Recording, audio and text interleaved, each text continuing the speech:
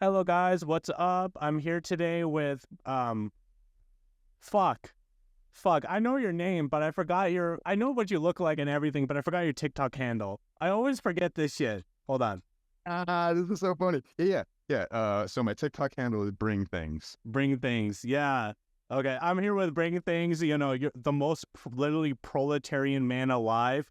My favorite construction worker, communist TikToker. Do you want to introduce yourself? Yeah, that's funny. Yeah, that's very flattering. I'm not even my own favorite construction worker TikTok communist Is it Don'tagram? TikToker. Yeah, of course it is. Yeah. I knew it. But how did you get into leftism? Like, could you just explain that sort of journey? Yeah, well, I wish there was like a real clear cut path, but there's definitely a couple of factors. One that I'm not gonna deny at all is like I am a bit of like a nepo baby that way. Um, my I have my great uncle fled and eventually brought his family from Poland in the early 1900s because he got caught in a plot trying to blow up the Tsar's train and shit like that. So there definitely is some culture of leftism of various flavors Oh yeah. that has trickled down to me through like my family culture, um, and then really my lived experiences. Uh, as far as like how did I discover it, it was something that was kind of always available to me when I was ready to start looking. Um, since we're talking honestly here, um, I am in recovery from like a heinous drug addiction.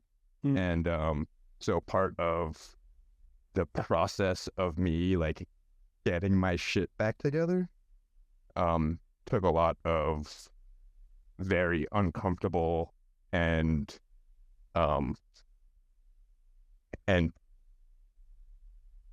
unrelenting like look at myself and being like self-honest in a way that I probably would never have done if my like life didn't completely depend on it. And Hmm. I was killing myself slowly. So in order to survive, I kind of had to really get honest with myself and like what my place is in the world and like the real like material conditions of the world that I live in. So that was definitely part of it. Yeah. I mean, I think a big part of becoming a leftist is just like breaking even yourself down and like sort of reconstructing yourself, like your own identity, things like that. Just sort of this identity that's been constructed for you by the capitalist hegemony, if that makes sense. Exactly. Yeah, exactly. Because most people operate on default settings. I mean, I'm not a big tech guy, and so like most of the technology interactions that I have are on default settings, and it takes a little bit of there needs to be a good enough reason for most people to look into the other options that they have. I mean, Yeah. the deprogramming that is not something that's often presented as an option, and when it is, it's very difficult to uh, to go against the cultural programming that's gone into like the and not accidental, right? The intentional cultural programming and I don't want to say brainwashing, but definitely propaganda that goes into like making our societal defaults. Absolutely. And it's so hard not to fall into like a controlled opposition, like a weird fringe conspiracy theory group or like some kind of liberal analysis of the world, or even a controlled opposition like MAGA, right? Like all of Sure. these, like there's so many fake, you could sort of say revolutions. And I think actually getting that true analysis is kind of rare. I can't believe you're Polish though. Oh my God. You, you know. It's yeah, I mean, I don't know if it really contributes to anything, but yeah, I am uh, ancestrally and culturally Ashkenazi. So, Nice, nice, so a nice. lot of yeah, so a lot of European Jews and not a lot left because of the time period when they were living there. Right, right. Yeah. I mean, honestly, I'm gonna be honest. Like, Polish people really are just like European Indian people in a lot of ways. Um, Okay, yeah, got it. You're gonna have to elaborate on that one. That's a good setup. um, Listen. just the ways that like we run economies, our cultures. We're very um. Have you ever like heard of the Balkans? You know, Sure, yeah, yeah. Yeah, the Balkan yeah, states, yeah, yeah. yeah. Like everybody's always fighting each other. Nothing ever runs quite right. You got like, everybody. It's how do I say this? No matter what the economic system is, we're always acting goofy. That's what I'll say. Like if it's feudalism, capitalism, if it's communism, we're always acting a little bit goofy.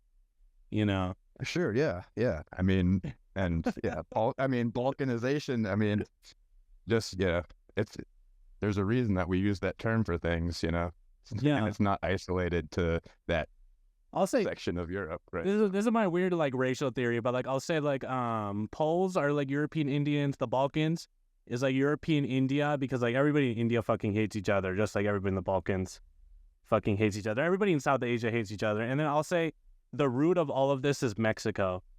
Mexico is the racial Okay. root of I'm gonna stop with my racial theories, Yeah, this is a little bit outside of my wheelhouse for sure.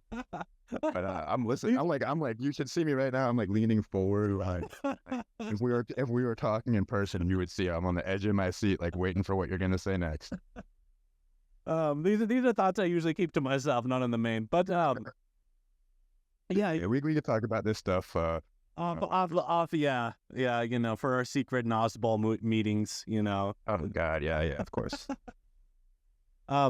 But yeah, you make a lot of content relating to be around, like, a communist, a construction. You're usually filming on job site. Does your boss notice you filming? Does anybody notice you filming?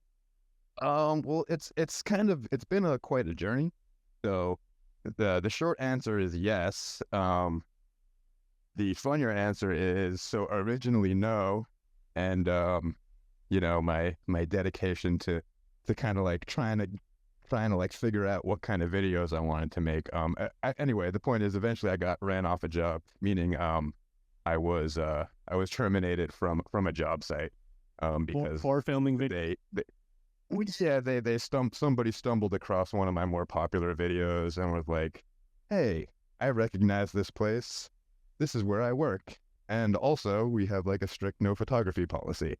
So there are a lot of advantages to being union, but I mean, the customer is the customer. If they don't want somebody there, they get to run me off. And then since then, it's been less of a secret, obviously, because that happened. And I made a few adjustments to the things that I film. Basic stuff. You'll notice that there's like no company logos anywhere in any of my TikToks anymore. No identifying landmarks, no other people, which is really hard to do on like a construction site with thousands of contractors. It's really hard to find a well lit corner where there's nobody in the background because I mean, industry is amazing, man.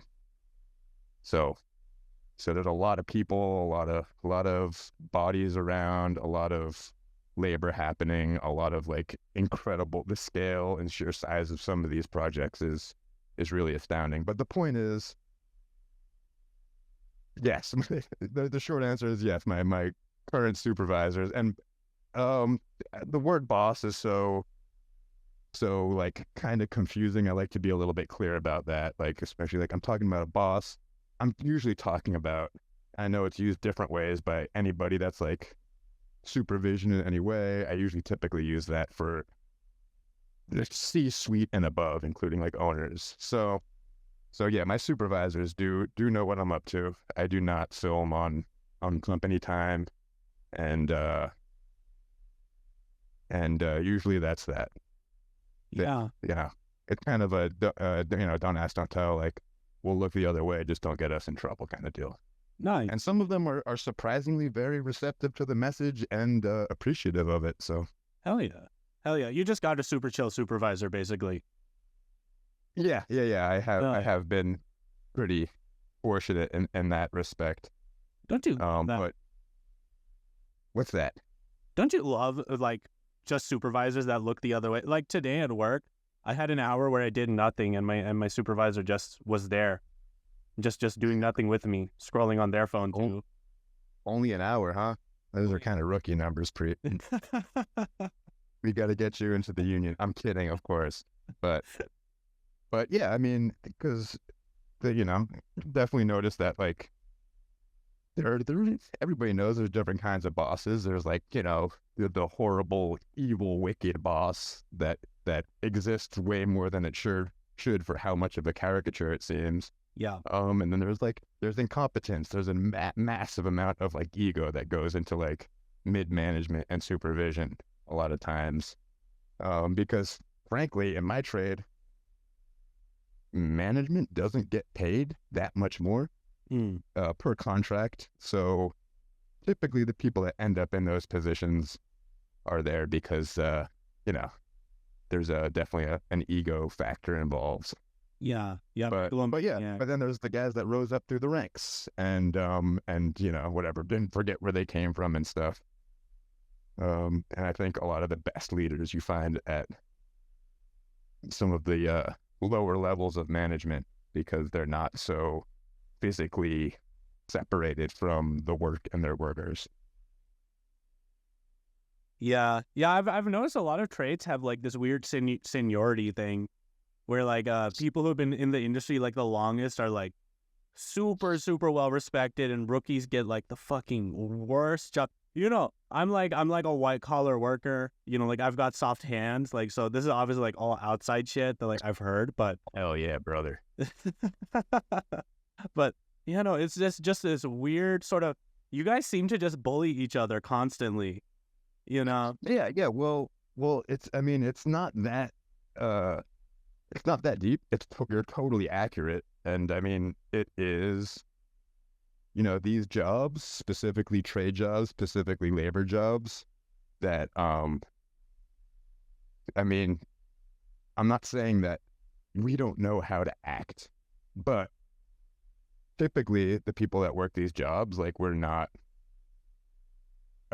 like highly educated people, and a lot of times as people come straight out of high school into the trades, I mean it's a really great economic option because of the way that the trades pay, and either don't require previous education or provide you with education on the job or through an apprenticeship or a trade school or whatever. So it's a great option for a lot of people, but a lot of times come straight out of high school into like a severely male dominated field. And it's just a continuation of high school. I mean, the rumors, the lack of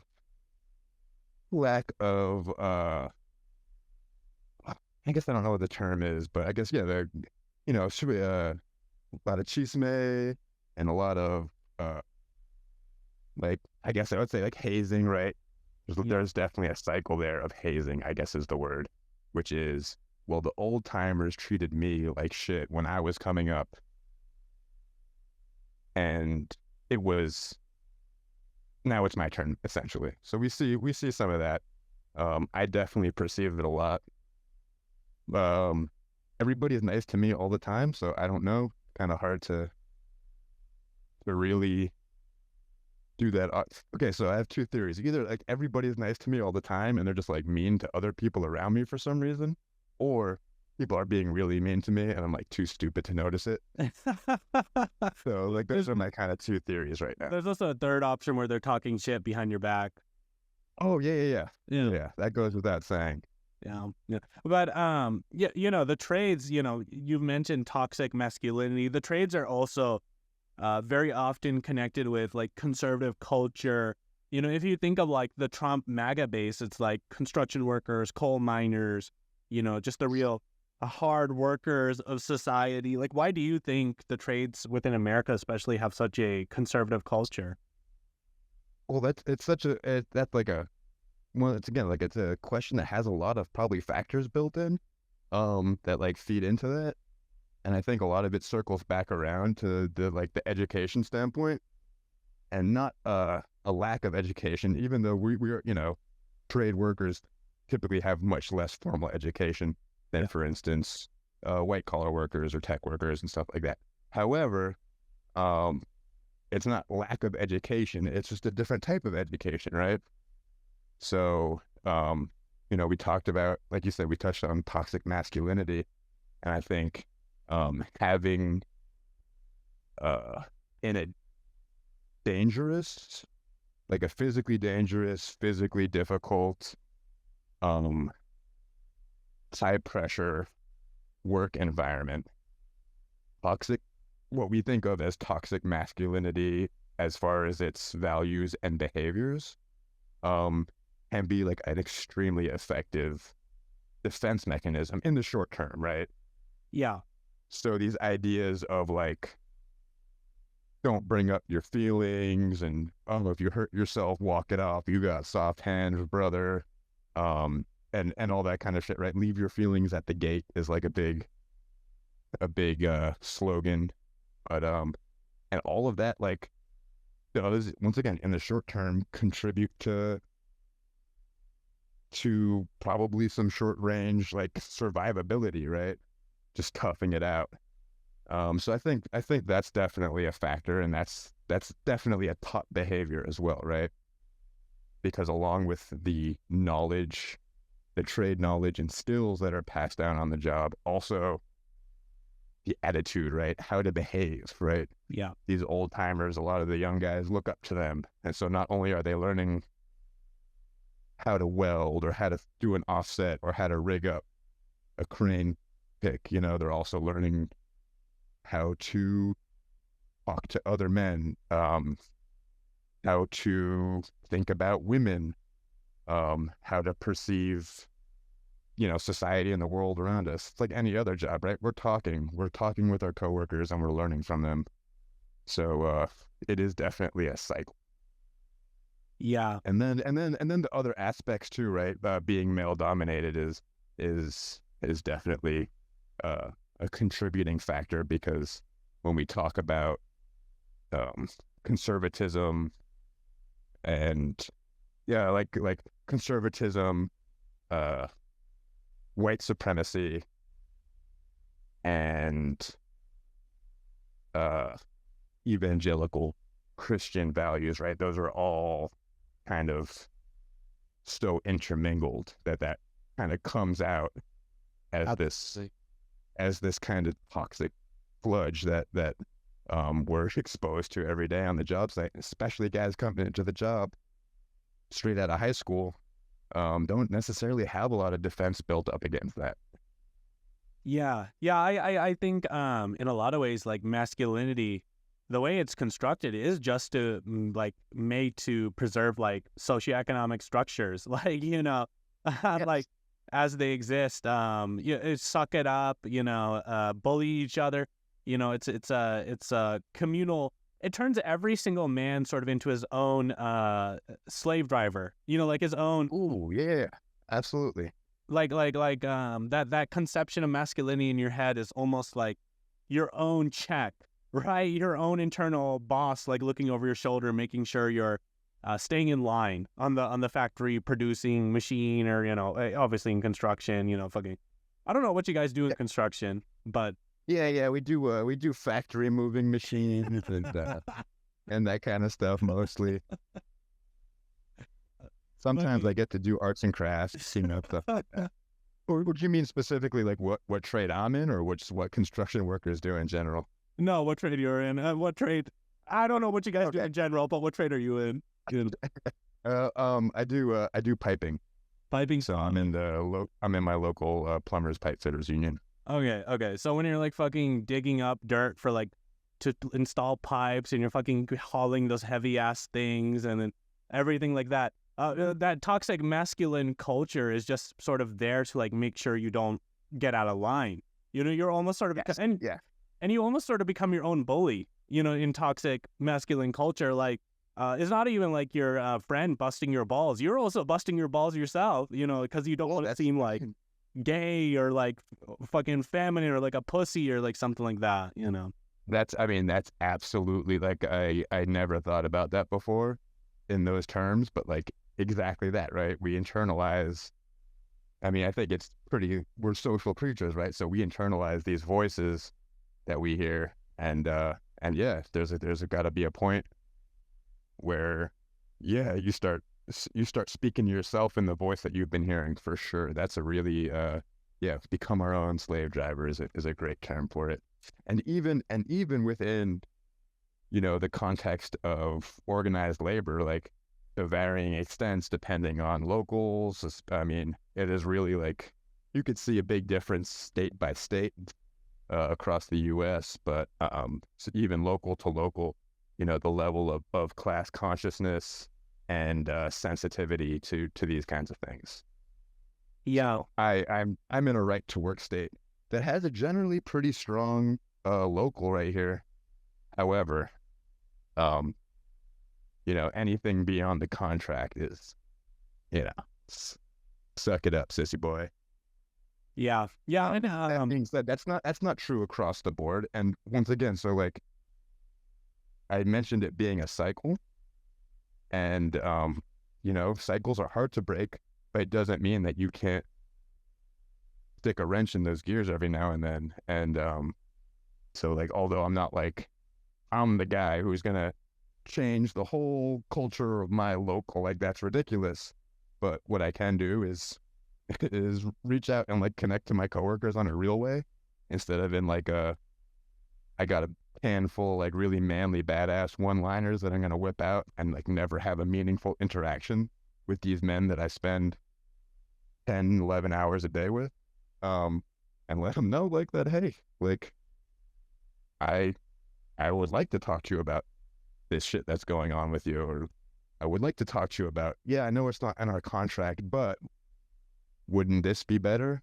Or there's a very interesting mix in my experience with union work between the toxic masculine mindset that we talked about and like this intense sensitivity to the needs of our brothers, right? Because that's how we refer to each other, as union brothers and sisters. yeah. And somewhere between there's definitely a gap, and a gap in a blind spot, if you will, whether it's like, oh well, something really happened to this guy and he got hurt. Now it's like, if there's anything you need, brother, let me know, blah blah blah. If a young guy just went through a tough breakup or whatever, it's, you know, suck it up, buttercup, we got work to do, right? Right. Right. I think a lot of people sort of within that industry sort of have like this dual consciousness where they're like, well, they'll be perceptive to like union talk and things like that. Like, hell yeah, like fuck the rich, yada yada yada. But they'll also like have like a conservative culture on top of that. Yes.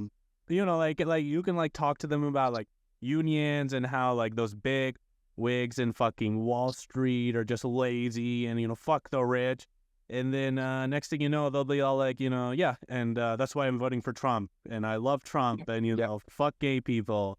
There's a huge disconnect there, and those are two actual really strong. I know they were just throwaways for you, but those are like two really strong examples. Another one that I was thinking of was like, yeah, fuck these rich people.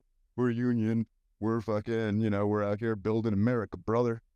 Like these rich people they don't know what they're talking about, yada, yada, yada. Politicians are corrupt.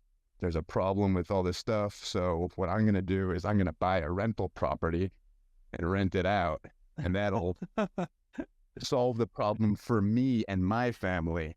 But the problem is that there's homeless people that are in the alley behind this rental property. So I got to call the cops to make sure that they get kicked out of their tents, right? So there's this like whole disconnect of without, I don't want to say like ideological purity. I hate that term, and I think it's more or less worthless, and even worse than worthless, like counter-effective, a loss of like coherence, like ideological coherence for sure. A big disconnect there. Yeah, yeah.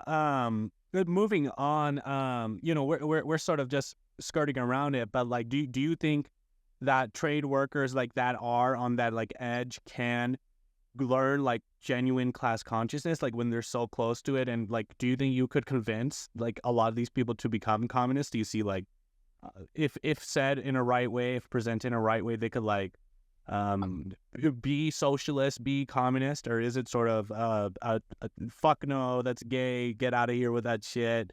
I'm a capitalist to my heart. Well, with all due love and respect for you, Preet, I fucking hope so, because I don't make the videos that I make for you, Absolutely.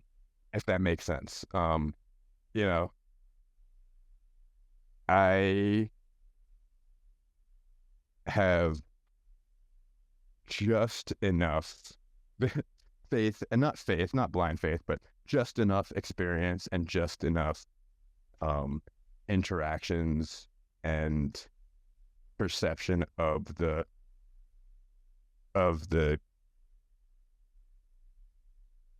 I want to say gestalt, but that's not the right word, but like the overall culture, and at least in my local area, within the realm of the sphere of like my interactions and influence, to believe that that there is a hope, right? There is Absolutely. a hope for the working class to like everybody is discontent to some extent, right? Absolutely. And we talked about that. We touched on that briefly. Everybody knows that the system isn't working. The solutions that we reach for, the solutions that we're fed,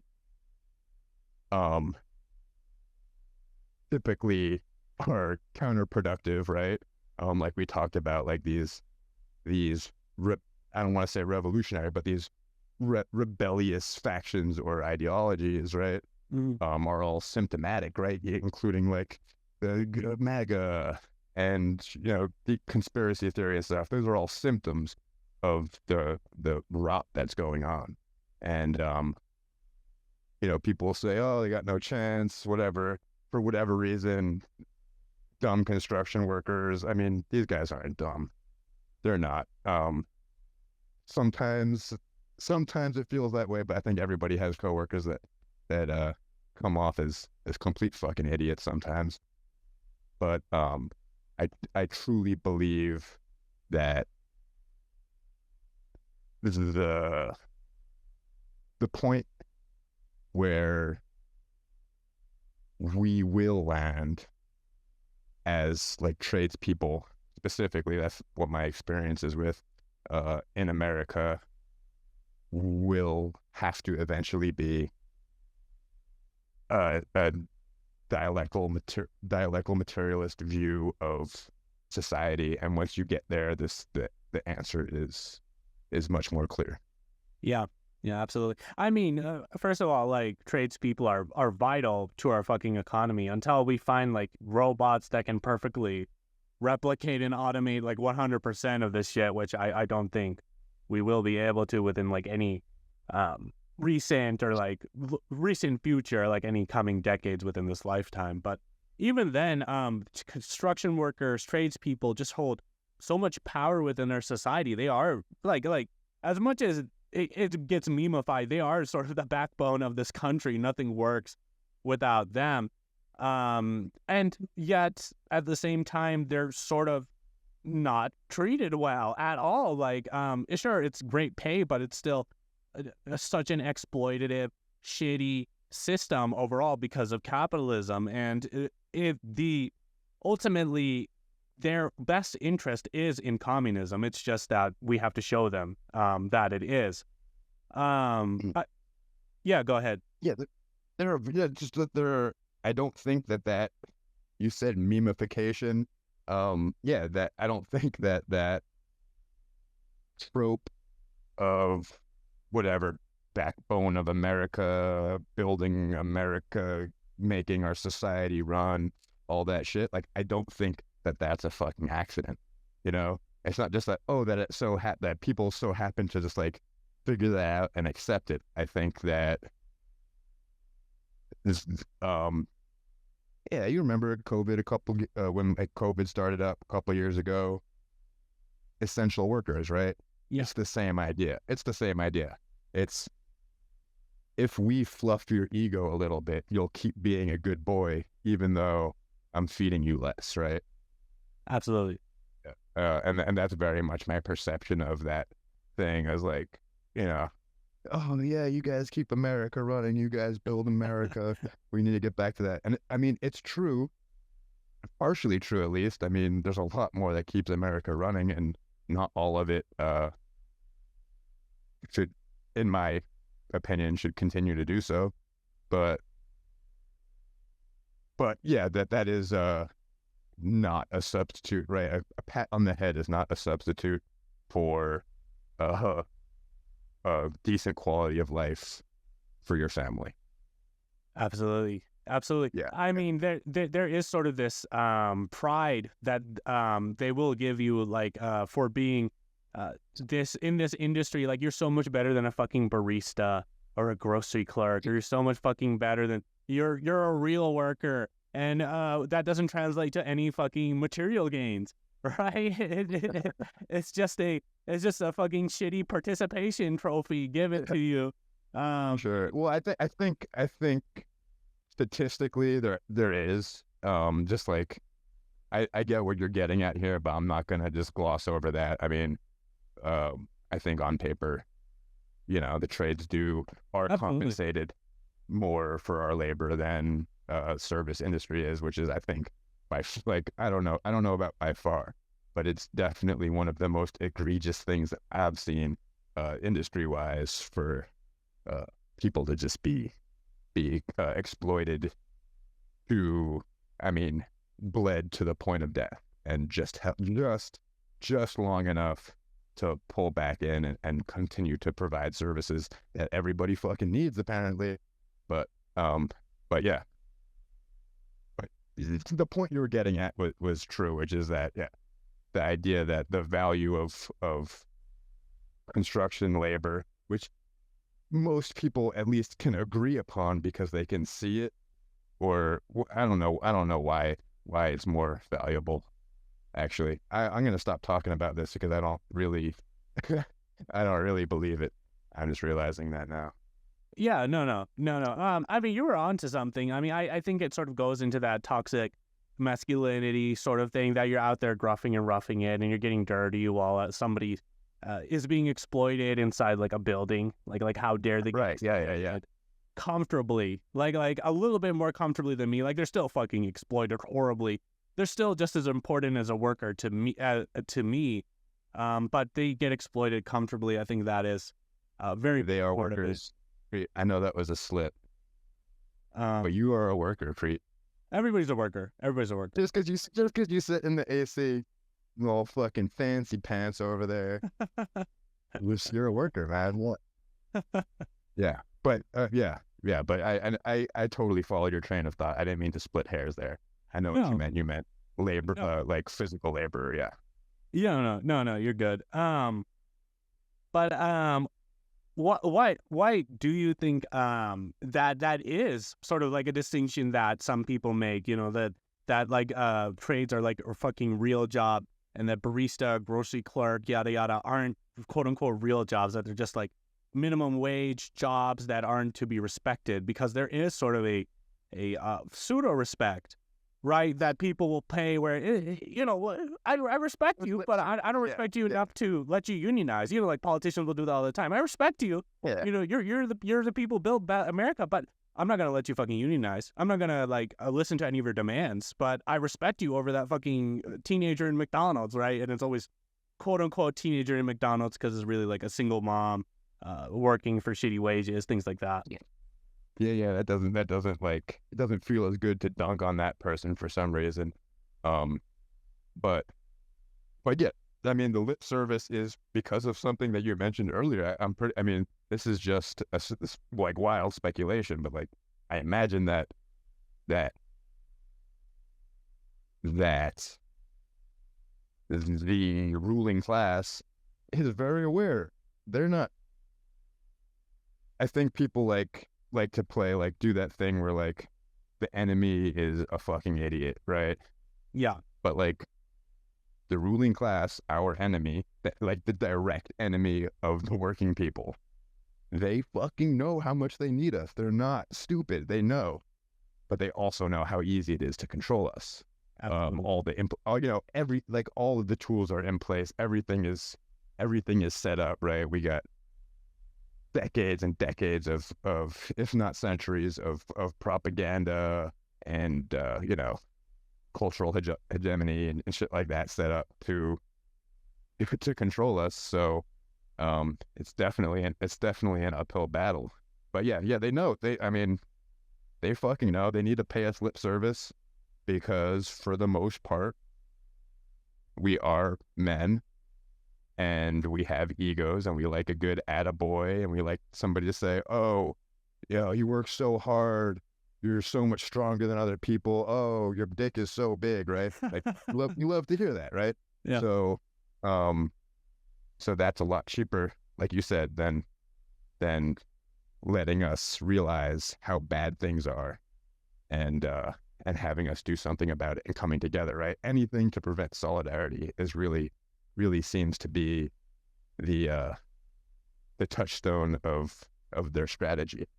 Yeah, it's a very divide and conquer thing. The bourgeois, they will fight. They have their like internal contradictions here or there, but like for the most part, they are immensely unified, and they have like an immense amount of a class consciousness, and so their game is just to like create as many artificial divisions as they can, racial, gender, things like that. But they'll even like do it like worker to worker, like that the fucking dude hauling asphalt onto the to build a road is so much fucking better than that barista. You'll see that with Elon Musk all the time. For some fucking reason, he hates baristas. And tries to like invalidate the services that baristas do, that like the quote unquote not real workers do, and it's just another way to add a division to keep the working class from unifying. Absolutely, and it always like blows my mind because I don't think I was talking about like the ruling class and like knowing what's going on. I don't think Elon is one of those guys. I really think he is what he presents himself as, which is terrifying but also kind of funny. Yeah. I think he's not in the inner circles, whatever you could call them. Yeah. Shadowy. I don't know. I don't. Yeah, I don't know. I don't know how much I believe about shadowy rooms and but I mean, the results are there, right? The material conditions are there, regardless of whether somebody's planning. How many cigars are being smoked in like a really cool, well lit room with leather chairs. I think I want to be ruled by like people like smoking cigars in a shadowy room. Like I don't. At least there would be a cohesive plan. You know what I mean? I would have like a list of enemies. Like instead of just like a system itself, like a vague, the logical conclusions of like the capitalist system itself. I don't like that answer. Like I want a conspiracy. Well, yeah. I mean, there's a flip side to the. If I say this, if I'm wrong about this, I'm gonna get fucking dragged. Huey Newton, right? Yeah. I believe he was the one that said, like, if you kill me, you just kill a man, right? And I think the same. God, I hope I'm not wrong. You can kill a revolutionary, but he can't kill a revolution. Thank you. And the same works with the system, right? You could kill somebody who benefits and operates from the system, but dismantling that system is, it's just a body. It's just one more person in the contraption, right? That creates Absolutely. a vacuum. So absolutely. That quote is Huey P. Newton and then also Thomas Sankara. So you were right. Um, Thank you. and I think also it goes to your point about a lot of people in the trades, like just out of high school, like not having that big of educations. Because obviously, education doesn't inherently make you a communist. Like you could be like the most fucking educated person on earth, like PhD, things like that, and you can still end up like the most fucking annoying, like, liberal, elitist, like sniffling your nose, things like that. But I think Sure. what an education does do is open your mind up to more possibilities than we are currently given within our binary hegemony, right? Yeah. And I think really the way that we reach people in the trades and people who can't read all of fucking Das Kapital is videos, is simplifying these concepts, and then of course always mentioning that you should read theory, you should try your best to read theory and understand these concepts fully, but also simplifying these concepts in ways that just average people can understand is so important because not everybody, I work with special ed kids, not everybody can read Das Kapital. Like you can't just keep on telling everybody as a leftist, Yeah. whenever they get into a debate with you, oh, fucking read State of Revolution and stop arguing with me. Like you have to simplify these concepts. You have to make them accessible for Accessible. a lot of people, Absolutely. and I don't even agree with this idea of like people are idiots or any. I don't think there are any idiots. They're just people who do really well within the way that the school system is set up, and there's just people who don't do well within the school system, the way the school system is set up. I mean, I've met some of the fucking smartest kids I've ever known in special ed and things like that. They just really have a hard time expressing their intelligence, or it's a different kind of intelligence than it's like traditional. You could sort of say, Sure. Yeah. yeah. And when we talk about education, that's why I was trying to be a little bit clear with the language where these people I'm working with are educated. It's not a formal education, and you know, just have education can be measured in many ways, but you can't get through life without education. It's just what kind of education you're getting, whether that we get we get social education from like the time from the time our brain starts developing, right? We start learning things about the interaction between people before anybody steps foot in a classroom. So Absolutely. Absolutely. And also, there's just many different kinds of intelligences. And I think a lot of leftists sort of fall into this dichotomy where they sort of feel a little bit superior to other people, for like having read Marx or Lenin or it's sort of like and obviously it's not everybody, it's not like a universal trend, but some people sort of fall into this like intellectual elitism. yeah, I even find myself falling into that once in a while. I mean, well, I do feel once in a while you do feel sort of superior to this to that. I mean, it's human. We're human, obviously, but um, it's we have to just simplify these concepts because a lot of people just don't have time to read Das Kapital. A lot of people don't have time to read State and Rev. We're all fucking busy. We've all got fucking 9 to 5s. And so we have to simplify these concepts as best as we can. And we have to offer counter hegemons to the hegemonic binary that everybody's sort of socialized into. And I think a lot of people in the trades are socialized into that Republican conservative or liberal conservative, whatever you want to call it, dichotomy. And because they're not given because they're not that like quote unquote educated, they're unable to like explore different options, explore options outside of that, like explore options outside of controlled opposition. That's how I'll say. sure, yeah, absolutely. It's like you mentioned this before. It's about the value of education in this context that we're talking about, as far as like class consciousness and socioeconomic education, right? Is fuck, I forgot the sentence I was gonna say. Oh well, I'll never know now. It was gonna be the hottest Marxist take ever. Like it was gonna It was gonna be revolutionize yeah. the way we looked at theory. Uh, Oh yeah, yeah. I remember now. It's just about is about exploring options and I don't want to say dispassionately, right? Because remove like, but like at the end of the day, like I think that might be the right word. I don't like it. I'm gonna say not dispassionately, but taking a clear-eyed look at the options and first getting a clear-eyed look at the current situation, right? yeah. At the current um like material conditions, and then getting a clear-eyed look at what our options are and what could be done about it. Yeah. Yeah. I think honestly, The problem isn't there's too many homeless people outside of my Circle K in the morning. Like, and I think a lot of people are hung up on that as being, the problem. The problem isn't the problem isn't how much it costs to fill up my gas tank, right?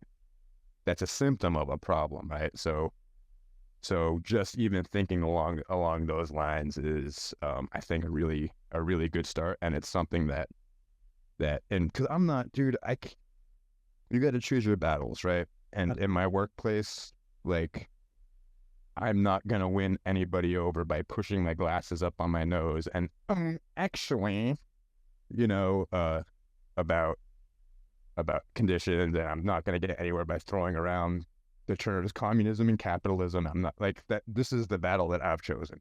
But absolutely. what I can do is, I think I get away with a lot because, like, first of all, like I'm a pretty fucking good worker, man. I'm not like trying to like pat my own back. I'm not going above and beyond, but I'm professional and I'm good at what I do, and I respect people. Everybody wants to be cool, man. Especially dudes. Dudes, we want to be cool. We want the other dudes to think we're cool. And if they think you're cool, they'll listen to you a little bit better.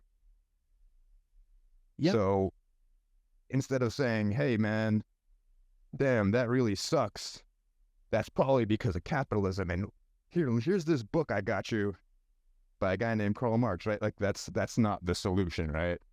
Or even quoting those books and like we talked about making ideas more accessible. I think the idea even comes down to in education. It's not necessarily about taking ideas and throwing them at people. I mean, that's how we do formal education in our society, but like that's not necessarily the most effective way, especially when you're talking to people like my people that have purposefully, like the system of our formal education has either failed them completely or has estranged them enough, right, for them to not be interested in that world anymore. And so ideas like asking the questions and getting in conversations with somebody that you relate to and that relates to you and knows that you're like them and you have problems like them and you work hard next to them every day and you're just as pissed off at your boss or just excited to be leaving early on Friday or just as worried about your sick kid at home, um, and then have those conversations. And when somebody touches on something that's like, man, we really got to do something about all these homeless, um, start asking the questions, right? Why? What? Why are they homeless? What should we do about them and why? You get into a conversation, you get a really good insight on kind of where somebody's coming from and what led them, like what the logic was. And typically, and as we both know, behind that there is no logic, right? It's taking something that you've been told at face value and just and challenging them on it and having a conversation about it. And I know it's not like super revolutionary to say, hey, meet people where they're at and fucking talk to them, but there is love and respect there, and I think that's where I'm willing to operate from a place of like love and respect, but without compromising. Yeah. Right. I mean, you can't help out. It's not like, oh, make them think you're cool by like calling somebody an F slur, right? That's not what I'm talking about here. Um, Absolutely. Yeah. yeah. Yeah. Great. Um. Go Um. ahead, sorry. Yeah. It's not.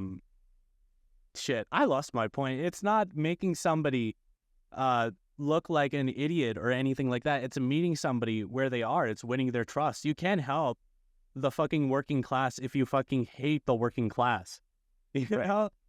Yeah, You- if you go into and I see this with online leftists all the time, is like this completely out of touch and and disconnected approach to like preaching, and you see it. And it's not necessarily it's very, don't mean to like tone police people, because a lot of time it's just tone and not content, but like that's it revolts me, and I'm really trying to avoid that with the content that I make, and make things relatable and avoid like very common like pitfalls. And the reason I'm able to do that, or I think I'm able to do that, is because of my experience, organizing and educating in person with my coworkers and friends and colleagues. And like, I know that you're not going to get anywhere by telling them, you idiot, because then they just, they immediately see you as other, right?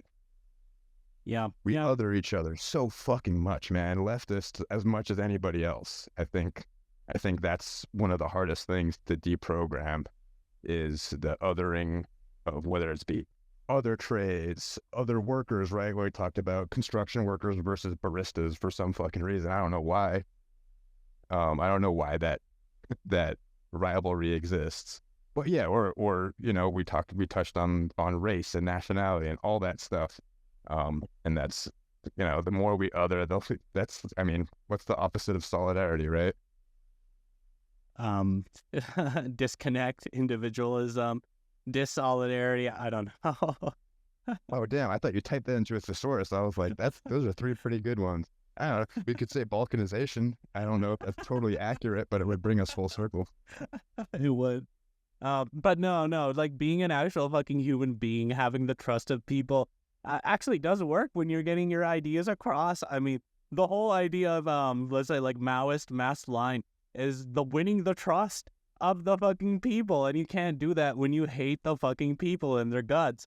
And you're absolutely right. A lot of online leftists fall into that sort of hating the working class. And how do you hate the working class and then try to promote their best interests? It just doesn't work. It doesn't work because it's perceived with the same distrust. I mean, we keep circling back to like education, and like, you don't have to have a college diploma to know when somebody's talking down to you. And in fact, a lot of people, especially those of us who are very used to it, are very, very sensitive to that, even more so than somebody that might not be used to that kind of approach. So, And I think that's what makes Trump so popular. He sort of speaks to that fuck this whole snootiness of liberalism, right? And there is a genuine feeling there, right? There is such a snootiness to liberalism, to even some of the quote unquote real left, you could sort of say, and sort of this embracing of, and I think Trump takes it to an extreme where he sort of embraces this like anti-intellectualism. But like all intellectualism is stupid, but he does speak to like a very real anger that people have towards just this snootiness that the system, that mainstream news, that everything about our liberal society has, especially when it looks down on workers and says absolutely nothing's wrong with capitalism and absolutely nothing's wrong with this way our system is working. And these people who are products of a broken education system and, work with their own bodies and put them at risk, like it takes a toll on their bodies, know that something is fucking wrong. And so they're constantly being talked down to by the neoliberal system. And I think Trump represents a very real anger at that.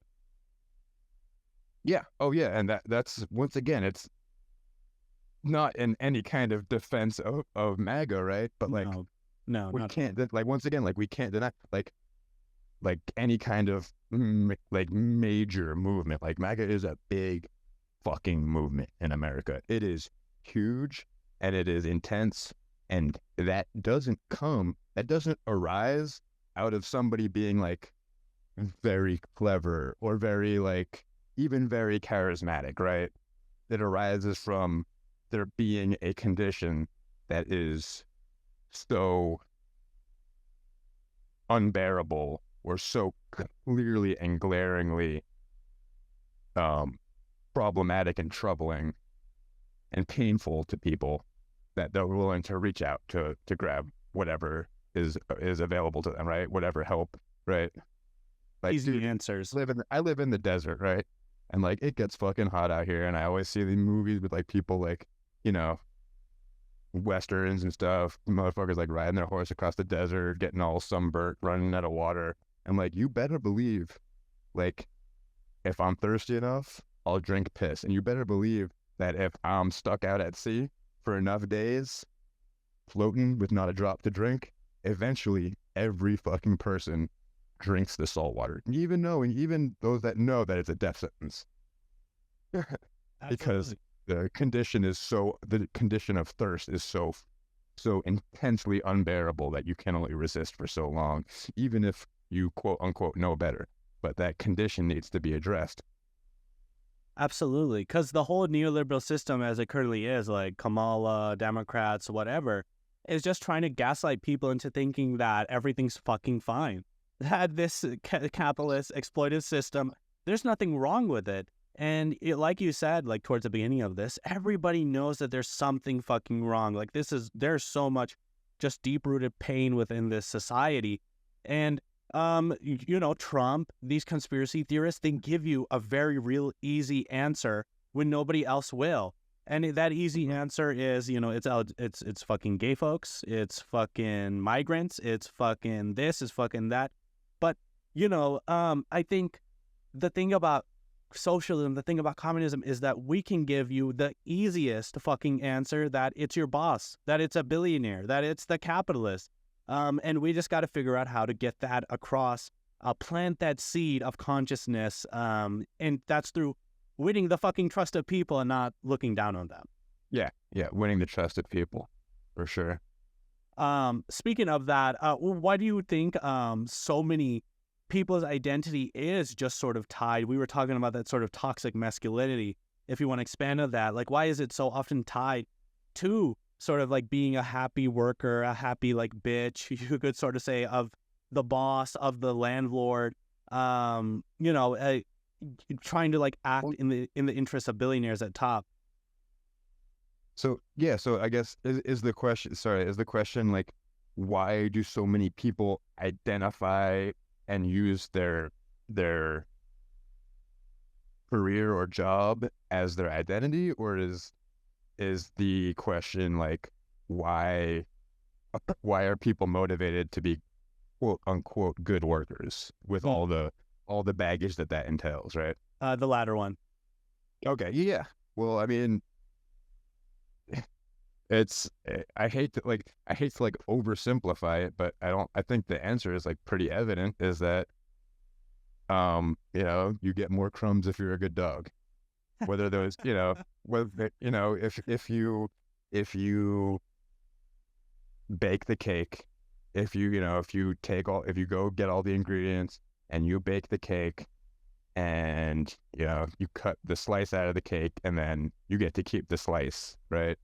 But if you're good, you get a little bit bigger piece of the slice, right? And then instead of people are looking at that, right? That's the reality. That's as far as we see most of the time, right? Until either somebody tells us, or we have, usually I think it's like somebody has not necessarily like a burning bush moment, but like some kind of revelation, or some kind of either like eye-opening experience, or some kind of like deeper interest that leads to like a more clear-eyed view, right? I wish that they had those glasses from They Live, and you could just like throw them on somebody and say, "No, look," right? But that's not the way it works. So when people realize, they're saying like, "Oh, it's not about like how big of a slice of this cake we can get," although that does matter, right? Because people are dying over not getting enough slice of the cake right now today. I'm not denying that, but you could fight for a bigger slice of the cake while still acknowledging that we deserve the whole cake. Yeah.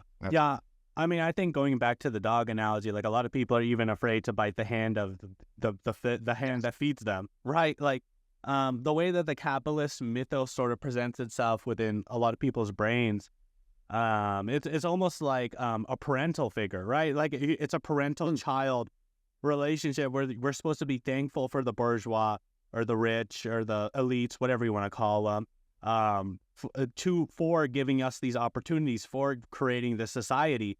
Right. They gave me a job. Yeah, yeah, like just insane takes like that, and it's also within the capitalism mythos. There's a sense of deservedness, right? Like this people Yeah, yeah. deserve this, and we don't deserve this, and it's just Absolutely. The myth. Go ahead. Sorry. Go ahead. I'm so onto this, dude. I'm so no. Go ahead, go ahead. You seem excited. meritocracy. Yeah, yeah. Just like the whole myth of meritocracy, and this ties back into the last question, exactly like you said. And maybe something that we talked about earlier, maybe before we started recording, but the the myth of meritocracy makes us not only because what's the flip side of saying, well, that guy became a billionaire, so he must be really smart and hardworking and deserve it. Well, That I'm not a guy. billionaire. I'm not a billionaire, so what does that mean about me? Because for me to say that about him is also me internalizing that same the flip side of that onto myself. So I'm not a billionaire. I'm not working hard enough. I'm not good enough at figuring out what I need to do. I don't deserve a better life. I don't, maybe this month, shit, well, I don't deserve to be able to pay my medical bills, right? And then people will never really, I don't think people really express that about themselves. But when you see that directed elsewhere, right? I keep circling back to homeless people for some reason, only because it's been like a topic at my work lately. And obviously like a real significant issue, and it's been, in a lot of news stories lately because of some Supreme Court rulings and all that. We don't gotta get into the weeds on that. We'll keep this shit evergreen, baby. Um, but this vilification of homeless people as they have less than me, therefore they are stupider, less hardworking. You know what I mean? That sliding scale isn't just look at him up on the top of the hill. He deserves it. He's great. He's smart. He's innovative. He's clever. He's hardworking. He's charismatic. Whatever it is, the virtues that we think earned him that spot, right? Because that hill is really just a fucking pile of bodies. Like, let's be real. But then we point next to ourselves at other people in our situation, and we say, well, if they're having a financial crisis, don't ask me for money. Like, you should have saved better, right? We look at the people that are struggling, struggling with the fact that they'll never, Gen Z struggling with the fact that they'll probably never own a home unless they have, some kind of huge advantage in life. And we say, well, what did they say to, they said to us, they said, maybe you should buy less coffee and stuff like that, right? Because by saying that by the mythos of the meritocracy of capitalism is saying the flip side of that guy, that billionaire, smarter, smarter, stronger, better working, all that stuff. We have to project the negative of that onto other people, and that is devastating. I think that's devastating to building class consciousness.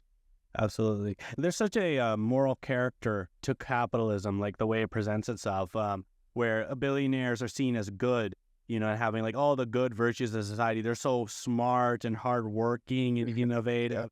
And poor people are stupid and dumb and fucking not deserving of anything. It's this. And a lot of people internalize that. You were saying like a lot of people project it onto homeless people and things like that. But a lot of people who are poor feel that way about themselves. There's a shame to being poor. There's a shame to even admitting that you're poor. And so what will you say? Oh, I'm middle class. Like I'm lower. Yeah. Oh, yeah. And it's just this an ability to recognize that I am only two fucking paychecks away. I'm only Yeah. one big accident away. I am only one big emergency away from being that dude on the side of the fucking road with a sign that says homeless veteran needs help, something like that. And I think that's just exactly it. It's this moral, and then also the parent child dynamic. There is such a parent child dynamic with your bosses, with your, it starts at the education level, I think, with your teacher, and the way that they socialize the students, the family at home, and the way you're so socialized into being a kid. And obviously, I agree with that. The rigid like hierarchies that we set up in like every aspect. Yeah. Like every aspect of our culture is like, if not a rigid hierarchy, like if not a formal one, like at least a de facto one. Like Absolutely. there are no interactions. I like to get let's see, how do I put this? I like to get involved with groups in my community that wish to do things to serve the community, right? Things like direct aid and and community outreach and organization and things like that. And like even some of these, groups that are even self-professed, anarchists, like they're on paper, the decisions are made that way, but in reality, we I don't want to say, it's definitely not human nature. That's not the term. That's the stupid term that has nothing to do with it. But we are incepted with the hierarchies from birth, right? From our first interactions with humans are hierarchical in nature. Yeah. So Yeah. that shit is way hard to unlearn. Yeah, and there's nothing wrong necessarily with a hierarchy, but when that, I mean, like obviously a parent should have a little bit of authority over their kid, or otherwise it's gonna fucking kill itself. I do think that Man, that's like very, I don't know, that's like very tanky of you, bro. I mean, I was just gonna say before we cut off, I do think the way that we conceptualize children under capitalism is almost, we sort of see them as like our own private property, and that leads to like very like crazy things as like, I can beat my children and, like, leave me alone. Like, this is my private property, my child. So the way that I raise my child in these abusive ways is like, because it's mine. But that's like a side tangent. So much to unpack there. Are we running out of time? We can keep this going as long as you want, baby. Well, let's just, because on that is like, that's such a big big thing to just kind of like touch on lightly like you did. So, but yeah, this idea of I own a child. individual of like this rugged individuality of the nuclear household, with the man as the what's it called, patriarch, right, of the patriarch of the household, and that drives such a big wedge. And then people are saying things like, the idea that this is like some kind of traditional thing is just like, this absurd idea of that, like, hey, don't tell me how to raise my kids and stuff. And like, I'm pretty sure that like traditionally, like, I'm not a historian or an anthropologist or anything, but like there's this saying, like, it takes a village to raise a child. And like, that has been like literally true for, I'm pretty sure, like a lot of human culture and society. Absolutely. So Absolutely. the idea of like, this is my property, I'm going to build my fence nice and high and do things the way I want to do here. And, all of that stuff, which I support, like, I support individual freedom. Like, I totally do. I'm not saying that you can't do that, but that's just another wedge that drives between forming like real connections as a community, right? You heard it here, folks. Bring Things wants to destroy the nuclear family. I want to destroy the nuclear family is destroying itself. So let's get rid of fences. Anti-fence. You know what? I fucking like that answer. Yeah, capitalism is destroying the family structure as it is. But yeah, obviously like hierarchies aren't necessarily bad, but some of the ways Sure. that we conceptualize hierarchies are so fucking abusive.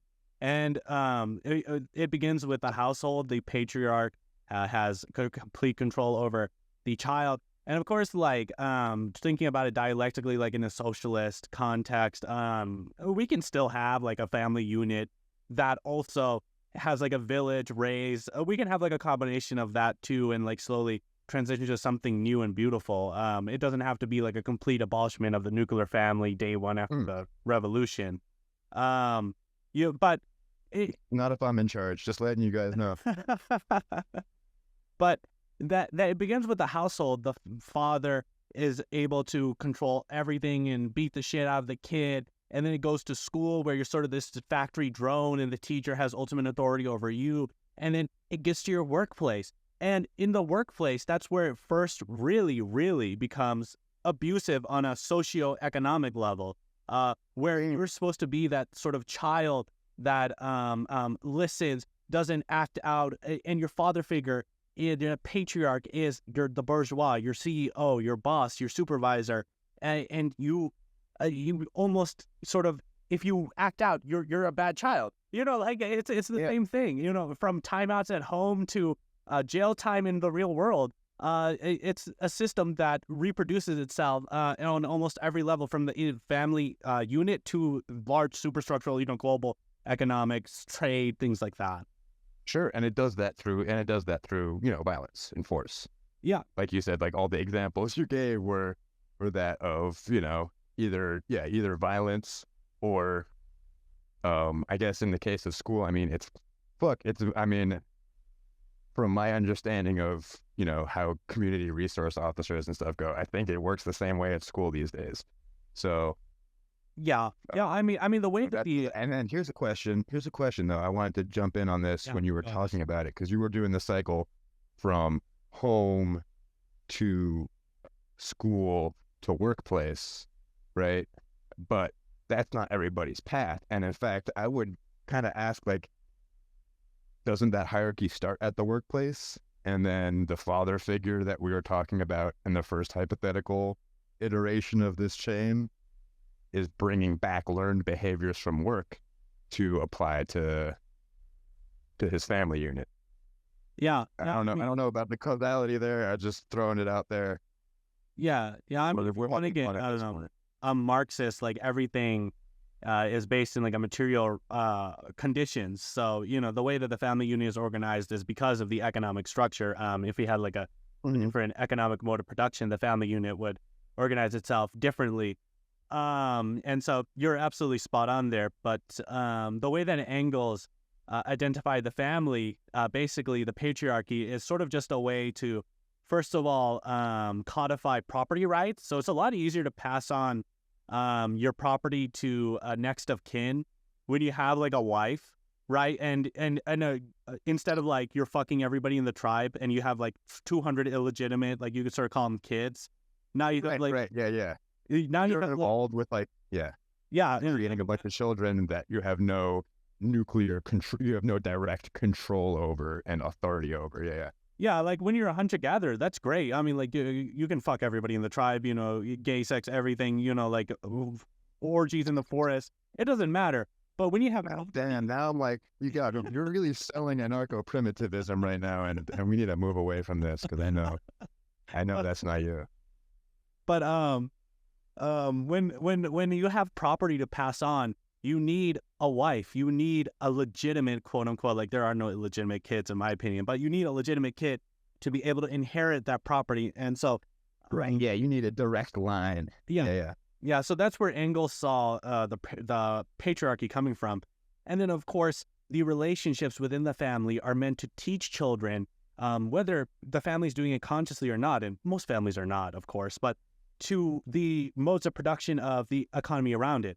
So under capitalism, what it is that the father is the bourgeois, the father is the rich man, the father is your boss, and the wife is almost sort of like a worker, sort of. It has a little bit more control, you could sort of say, and the children are the workers, truly. And so it reproduces itself. And so I think you could say it's a little bit of both. You know, father takes it Yeah. home, but also, you know, home takes it outside. That's dialectics, baby. Yeah. Oh yeah, baby. Hey, have you ever thought about doing like making TikToks like about that kind of stuff instead of just shit posting all the time? Um, I really should start doing more of those. I do serious posts occasionally. I swear to God. I know, dude. I'm just busting your balls, but like that was presented like very cohesively. So Um, but speaking of all of this, the American working class used to be fucking radical. You know, like we had the Battle of Blair Mountain, we had the Haymarket Affair. What do you think we've lost our radicalism? You know, like that Gilded Age, fighting private security guards radicalism. Where do you think that radicalism has gone? Is it still laying within people? Like, is it still in the hearts of people somewhere buried deep down? I don't know. I think the potential and the instinct to fight back against unbearable conditions is always there for everybody and every creature, right? Absolutely.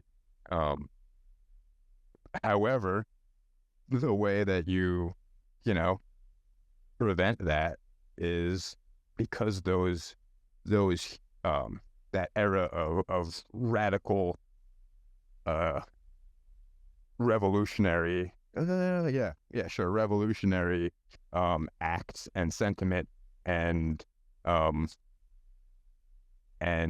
cohesiveness was somewhat successful. And if you win some concessions, right? If you're fighting back, because we'll go back to the cake analogy just because dude, I've been up for a long time and it's kind of, it's kind of all that my mind can, I guess I probably need some sugar or something. Um, uh, so if you're watching somebody eat the cake you made and they're like only letting you lick the spoon, like, fuck, that's gonna piss anybody off, right? I don't care how like brainwashed you are or whatever. Um, but if you fight back and then they say, all right, well, you could have a slice sometimes, then that edge of hunger is gone. So, am I saying that like the Mingo County miners like wouldn't have done what they did if they had like iPhones and TikTok? I don't fucking know, man. Like if they, if there was some layer of like concession and like some small amount of something given up, I think so. I think that things need to get pretty fucking bad for people to really question the status quo. This is not coming from like a place of like accelerationism or anything like that. I just think because my personal experience and like what I've been through, I'm a fucking knucklehead, man. Like it takes a lot for me to make changes. And I think there's a couple factors, including um, when we talk about like the ideas of the propaganda and like social conditioning that has taken like a huge ramp up since like the early 1900s, right? Red Scare, after that, all kinds of things like that. We add in like massive amounts of. You used to be able to shoot it out with the cops sometimes. I'm not advocating for that, whatever, but like that, like the militarization of police, like the complete monopoly of violence by the state. Um, there's like a bunch of factors and like small concessions. Like our conditions are like objectively better than those of the Mingo County coal miners who like who like went up in arms against that private army of deputies and Pinkertons. I don't think they were Pinkertons. They were a different company for that. But Yeah. same idea though. But like our conditions are better. We are getting a bigger slice of that proverbial cake that we've been talking about. And whether or not it's equitable, I don't think matters as much to people as, well, maybe if I do a good job, like I'll get a promotion and then I'll be able to maybe then I'll be able to send my kid to school and get a better life for our family. Or if I get that promotion, like maybe then like I can afford to get the car fixed, right? Stuff like that. So I think there's definitely this idea of the carrot and the stick, right? You dangle the carrot and it seems so close. And it seems as close as it probably maybe ever has been, right? But the reality is that the wealth disparity is bigger and that stick is fucking heavy. No, no, no. You're absolutely right, and I think you were on to that licking spoon and the cake analogy, and getting a bigger slice because the American working class, and I do believe that there still is so much anger because you cannot concession your way out of class struggle, right? You can only temporarily alleviate the pressure. But the American working class has gotten some concessions, just enough through, like obviously imperialism, things like that, to become a little bit complacent. And not to, go ahead if you want to say something.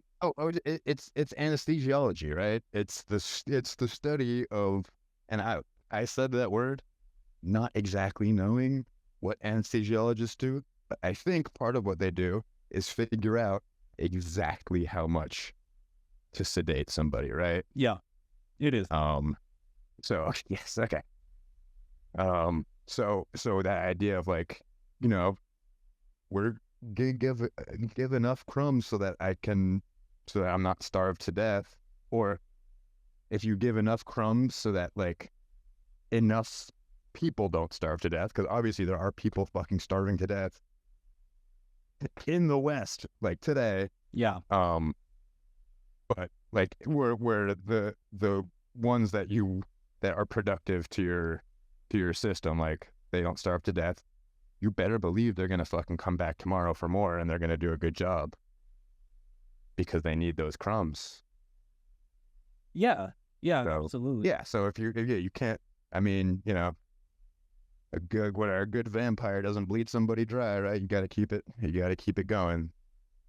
Yeah, absolutely. And I think you mentioned something that a lot of people don't mention, and some obviously there are material advantages and concessions given to American workers, but also one of the great concessions given to American workers because of like imperialism, unequal exchange, just the global supply that America controls is such a vast access to cheap commodities at exchange rates that like other people are not able to buy, where it's like, I can't get health care. I can't exactly get a roof over my head permanently. Like I have to rent out, but I can go to the fucking Dollar General and get myself a smartphone for like $60. I can get TikTok and scroll endlessly. We have such already access to easy commodities. Our whole culture is based off of those commodities that it sort of placates a lot of people to enough that they're not angry. Yeah, absolutely. I would be a lot more angry if my feet were fucking wet and ripped up and cold every day, when the reality is I can go to Walmart, and this is not an endorsement of Walmart. I have a brand of boots that I like. I'm not going to talk about them. That's not what this is about. All right. So I could go to Walmart and buy a pair of boots made with slave labor for an hour's paycheck. So my feet will never have to be cold and ripped as long as I'm working, right? Yeah. And the way that commodities are advertised, you fucking need them. And nobody can escape that mind control, right? Even the most communist brain person who understands everything once in a while falls for that. It's an onslaught that you cannot fucking escape, this commodity culture. If you want to add anything. No, other than like, yeah, I mean, I was talking about things that are difficult to unlearn. And like, yeah, that's something that's like inescapable, it feels like. Yeah. Because guess what?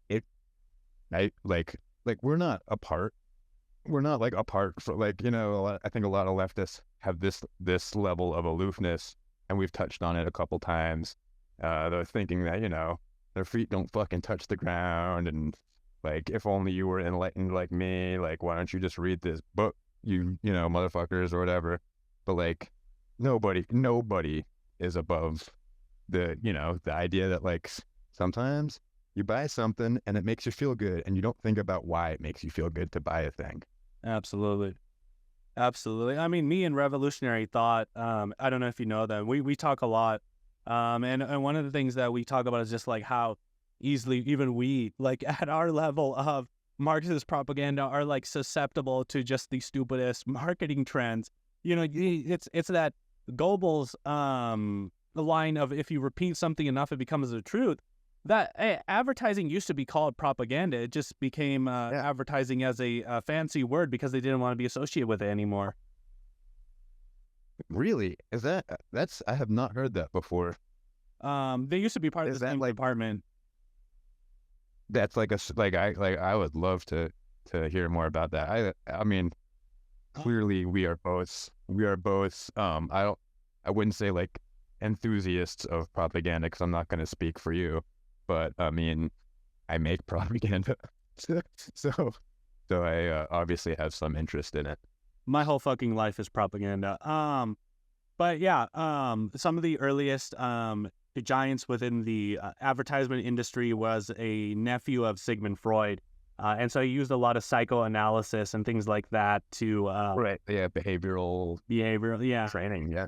Yeah. And propaganda and advertisement just used to be the same field because basically what propaganda essentially means is just information. Like it is information that could be truthful or not, but generally it's information with a twist, you know, that has a motivation behind it. Yeah, it's information with an ulterior motive for sure. Yeah.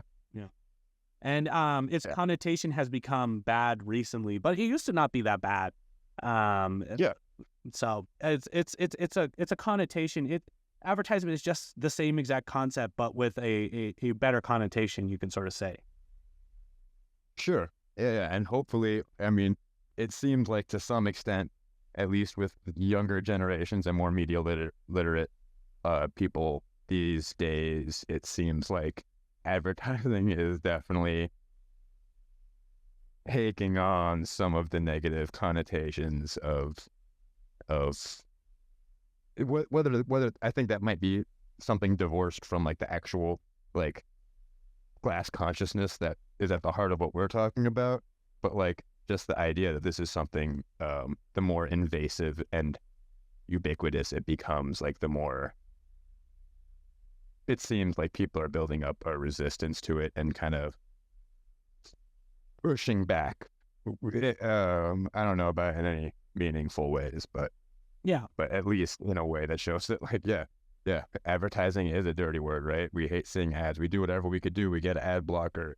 We skip ads on we pay for services so that on streaming services so that we don't have to view ads, stuff like that. So Yeah, I think right now advertisement is in sort of a crisis point. You know, people are looking for a genuineness, and so the way that advertising works within the modern day is like trying to go viral, right? Trying to make it seem as organic as possible, trying to become the next like trend on Twitter, TikTok, YouTube. yeah.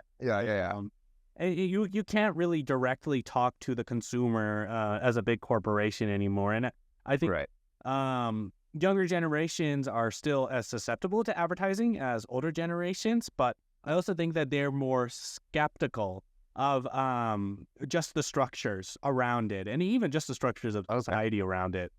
And so that's why advertisers have to work so hard to seem as organic as possible. That totally makes sense. That's a pretty good, pretty nuanced take on that. So final question, what changes do you sort of see need to be made to the trades industry? Let's say like you did your socialist revolution that, you know, capitalism just isn't doing. Like, what are the biggest problems facing most people within this industry? I think there's like, fuck, everybody needs to get paid more. First of all, we need to figure out how to cut up this pie a little better. I mean, I know that's like it seems so shallow, and I think my perception has been that like a lot of what I've viewed from specifically like online leftists, I tries to avoid that because or like beat around the bush. Maybe it's just too fucking obvious and too on the nose. But like the reason we need to get rid of billionaires isn't because they're bad people, which they are. Like, I mean, whatever, however you want to say it. Like, I'm not making ontological, whatever. The reason that they're bad is because those resources belong to other people, right? Those resources should be serving the people, not just doing the work, but like society as a whole, right?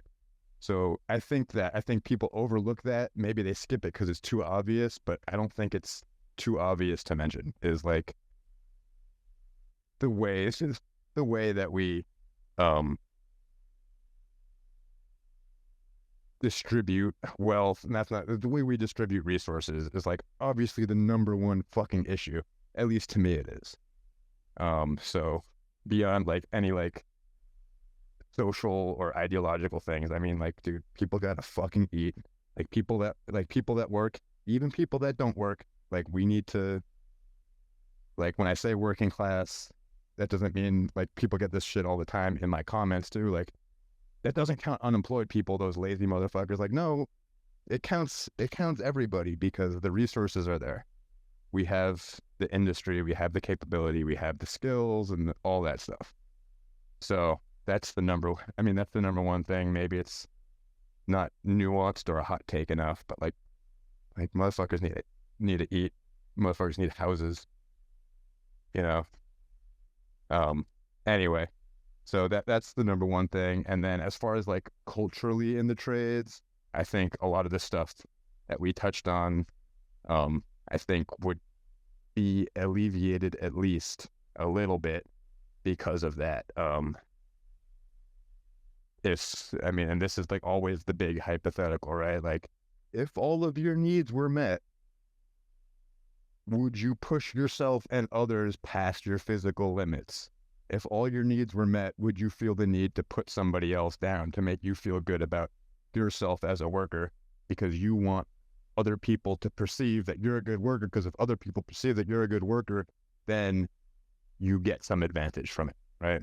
So I think playing the game of like, oh, trace everything back to capitalism is bad, right? And then I think the other issue is, and this is like not even something that we touched on at all, but it's like the allocation of where we work and what kind of work we do, right? Because right now that's the things that I build. I mean, so I'm in pipe, right? And I do industrial piping, and that's mainly for my local doesn't do a lot of residential stuff. We don't build a lot of homes. We do industrial stuff. We're building factories. We're building hospitals, right? So like basically where the resource, this massive resource that is this, I don't like the term skilled, but like the construction and labor workforce of America or of the world even, right? Is just massive. I mean, I'm on jobs where they got millions of man hours. Like I'm talking big fucking jobs, huge amounts of resources, huge amounts of people to make fucking doodads, Absolutely. To make doodads while people, while the guys that are building these factories and piping these chemicals, go sleep in their fifth wheel trailer because it's cheaper than owning a house. So Yeah. I it's just fucking crazy. I think you touched on a lot of it, but basically I think it just goes down to kill fucking rich people and pay us more, Yeah. Yeah. Hey. That was legally a joke. Also, that was a joke. Also, I want to go ahead and make the completely serious offer of the flip side of kill rich people is if you don't want to be rich anymore, I don't want to kill you anymore. It's not because of who you are. You just to stop doing the thing that makes you a threat to society. Absolutely. We can get along. Let's hop give down in the them an trench app. next to me and grab a shovel. Absolutely. Let's give them an app. Thank you so much, Bring Things, for coming on. Do you have any final words? And where can the people best find you? No, thank you so much, Preet, dude. This has been very cool. It's been nice getting in touch with you because I have been watching your videos, and I did bust your balls before for saying that you're just a shit poster, but I have learned quite a bit from you. So you probably against your best efforts, but yeah, you have made me Google quite a few things. Love hearing about specifically like more more world history because so much of my interest has been like really tied up in a very US centric labor struggle world. Yeah. And it's good to get like a grander context. And where you can find me is Bring Things on TikTok is the best place to find me. And yeah, dude, thanks for having me on. I really enjoyed this chat. Yeah, of course. Love you. Love you too, Preet. Mwah. Bye. Ta-ta.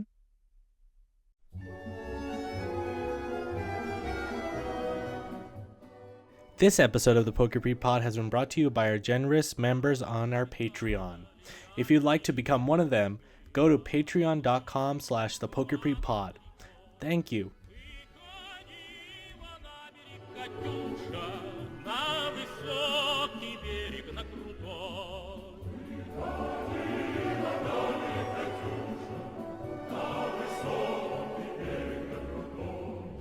What the fuck?